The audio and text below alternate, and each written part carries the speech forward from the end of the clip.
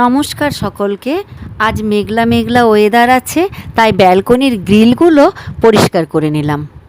বাড়ির সামনে দিয়ে প্রচুর গাড়ি ঘোড়া যায় তো, তাই প্রতিদিনই ধুলো জমে। পরিষ্কার করে চলে এসেছি এবার রান্নার জোগাড় করতে। আগের দিন বাজার করতে গিয়ে গিমা শাক দেখতে পেয়েই নিয়ে চলে এসেছি। আমার ছেলে গিমা শাক খেতে খুব ভালোবাসে। শাকটা একটু খেতে তিতো হলেও এর গুণ কিন্তু অনেক। এই যে কড়াইতে একটু শুকনো লঙ্কা আর কালো জিরে ফোড়ন দিয়ে আলুগুলোকে ছেড়ে দিলাম। এবার স্বাদ মতো নুন আর হলুদ দিয়ে একটু নেড়ে নিয়ে শাকগুলোকে দিয়ে দিলাম।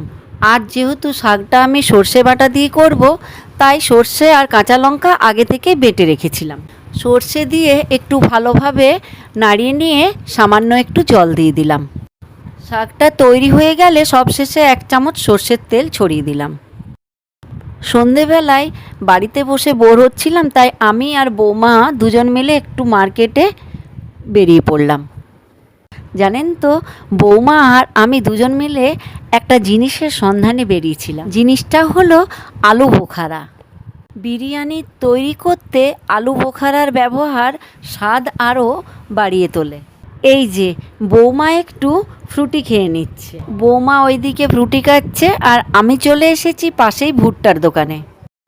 এই যে ভুট্টাগুলো পোড়ানো হচ্ছে, এবার ভুট্টা নিয়ে বাড়ির দিকে রওনা হব।